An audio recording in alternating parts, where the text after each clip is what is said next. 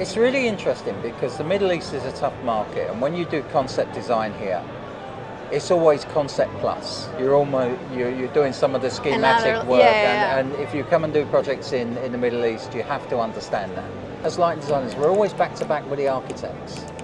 But saying concept design, the 12, 16 weeks, they're massing the building, they're designing the structure, the fabric of the building, and the lighting designer has a lot of work to do in the last few weeks. I say, it's concept plus. Yeah. I think more than any other industry that I know, we are a family, and there are people that will help you and really share their knowledge, really give you good advice, and it's to seek out mentors. Sometimes the only difference between us is time, is experience, is connections.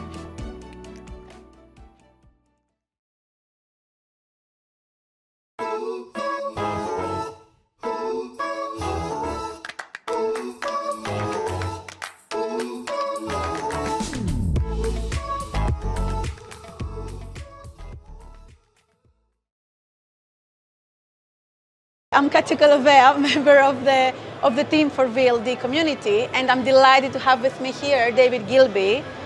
And David, welcome. Thank you very much for being here with us. Pleasure. I would like you first to just briefly introduce yourself to our audience, and then we can have our conversation, the two of us, talk about life and I'm David Gilbey. I'm a lighting designer all my life. First from theatre, film and television, then architecture, had my own consultancies. And for the first time in my life, I've gone client side. I'm now lighting design director at Diriyah Gate, where we are building a city. Okay, I would love to know more about that. Well, it's based around the UNESCO World Heritage Site, and it's a very historically and culturally important project. It sounds really fascinating, and actually that's like I met you first in the UK, right? Like while you were based there in London, working for a very big company, doing projects all around the world, really. And then it was like the transition, different things, delighting, like many things. And now, last year, you were here again at Light Middle East in Dubai as a judge, correct? Yes. And this year, you are actually living in Middle East, correct? Yes. So before we kind of get into the expectations of the show and what differences you have seen from year one, from last year to this year, I would like you to tell me, like, how do you see things now that you are based in Middle East? Like, you are connecting with lots of different cultures and different people. So please share a little bit on that. It's being right here. You're really involved, and seeing the ambition of what's going on in Saudi Arabia, and I kind of see myself, because there's not too many of us in Saudi Arabia, I kind of see myself as an ambassador. So what I try and do is when the lighting design community are in town, I try and meet with them. If I get time, I take them on a personal tour of our UNESCO World Heritage Site. To talk about quality of light and it's an interesting position. We still design. Chris and I still design. It's possibly 10 to 15% of what I do. But we manage design, we collaborate, we inspire design. And that's great as well, because we're working with some of the best in the world. And this is really fascinating, because also from your introduction before, talking about your path from theater lighting to architectural lighting and all of those things, it's an amazing perspective of being able to kind of see different parts of like the client collaborations and different designers, and being able to promote what good light is really by your decisions and your guidance, correct? It's really interesting because the Middle East is a tough market, and when you do concept design here, it's always concept plus. You're doing some of the schematic work, and if you come and do projects in the Middle East, you have to understand that. So that's one thing. But there's something that I've never understood, and I see it now from the development side. Things like programs. We're, as lighting designers, we're always back to back with the architects.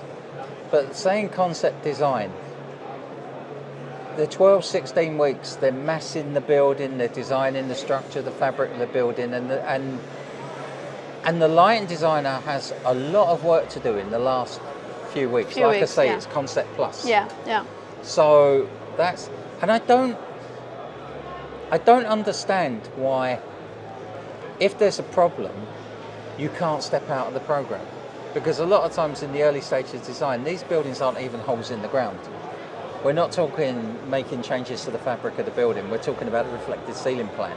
So why the program is so important, and I would still, especially when we're a historically and culturally important city that we're building, and Amandeep and I, a member of the VLDC platform,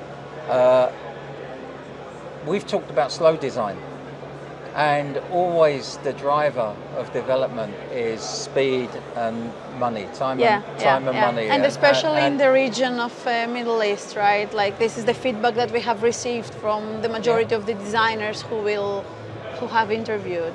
And I'm trying, with my experience, to make some changes, or I don't know that I'll be able to. Sounds very challenging, but also really beneficial for the future of how the industry is built around here, and also kind of always have the lighting designer in the table and being considered, right? Absolutely, full credit to Diriyah, because both Chris and I are very, very experienced lighting consultants, and so they've employed lighting people to run the specialist lighting department.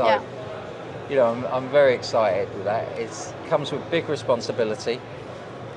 Good lighting people running their lighting department, and that should produce great results. That's exciting, David, and really, I think we are going to have lots of different communications with the VLD community, connecting. I don't know, obviously this is very confidential right now, but as the project goes, we would love to have your input and your experience on that. So this is really linked with the fact that, how much do you know VLD community? Which I think I know the answer, because you're one of our thought leaders. And would you like to say a little bit of what you do in the platform for the audience? Anything that I can. Lighting heroes, lighting contributions, lighting questions, helping other people. I genuinely feel we have a duty. That's how much I see it, to pass our experience on and to help the next generations, help young lighting designers. Absolutely, yes. And even now, I'm so busy in my day job, but I still support lighting schools, I still support the VLD community, I still support architectural schools, and you have to do it. I think it's like a responsibility that we all have, apart from the support to the industries, also to the raising awareness about what you were saying before, the raising awareness about the importance of light and the role of the lighting designer. But this actually ties perfectly with my next question, which is, what advice would you give to a young designer who is joining the industry, or is already there but in their first steps of their career? And you have been very important to my path when I started and how it has been evolved. So I would love you to share one advice to the audience. I think more than any other industry that I know, we are a family. And there are people that will help you and really share their knowledge, really give you good advice.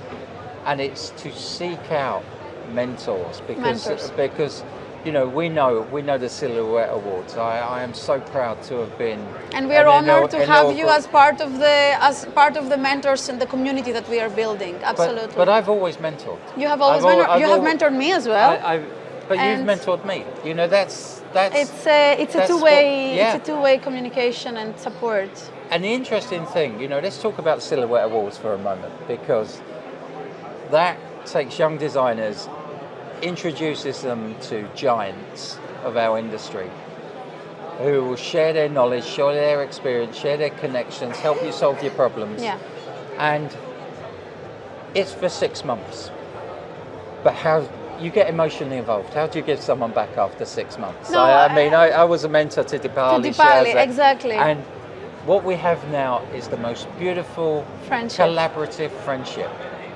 I think just to say about Silhouette Awards is that it's like the beginning. Like we bring two people together, an expert and a junior, like younger designer, to initiate that in 6 months, like a structured way, and then we give it to you guys to continue this relationship further. So but I'm honored and grateful to know that you have this communication and this collaboration. But the interesting thing is, I'm sure when you started it, you thought about the benefit to the young designer, and that's applaudable, laudable. It's everything.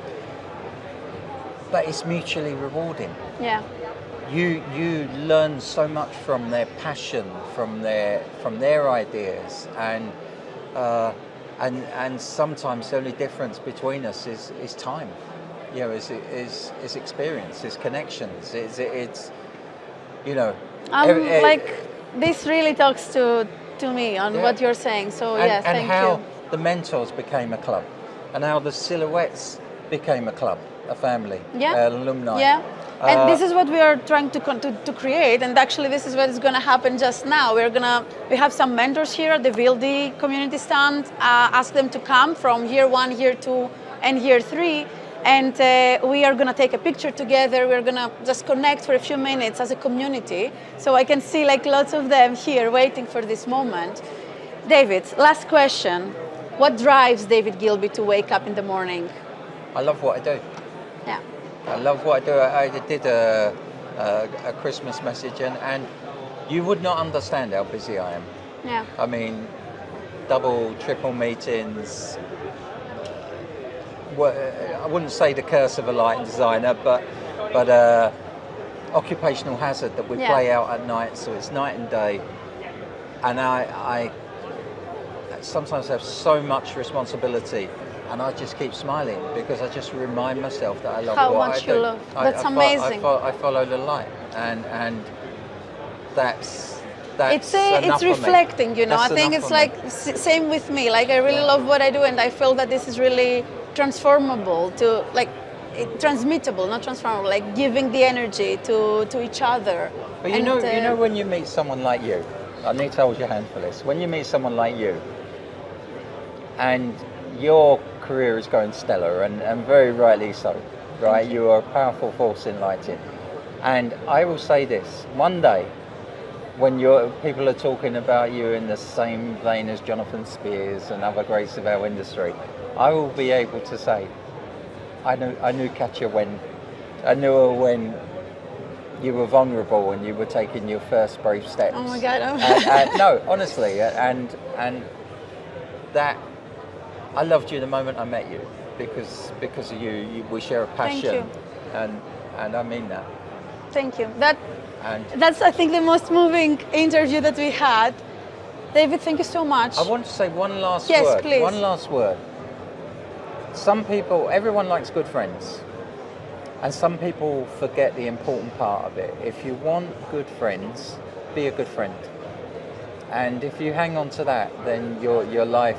And also, I'm so proud to be in this industry because I walk in the shadow of giants, and you're one of them. Oh my God. Same for you. Honored, really. Thank you so much for taking the time to be here with VLD community. And the journey continues. There's so many things to do. Tomorrow, actually, David will be interviewing the whole VLD community team for the Lighting Heroes series that he's doing. So we're looking forward to this discussion as well. And stay tuned to the platform because we're going to be sharing even more things of what David is doing in his current very, very, very important job. Thank you so much. Thank you.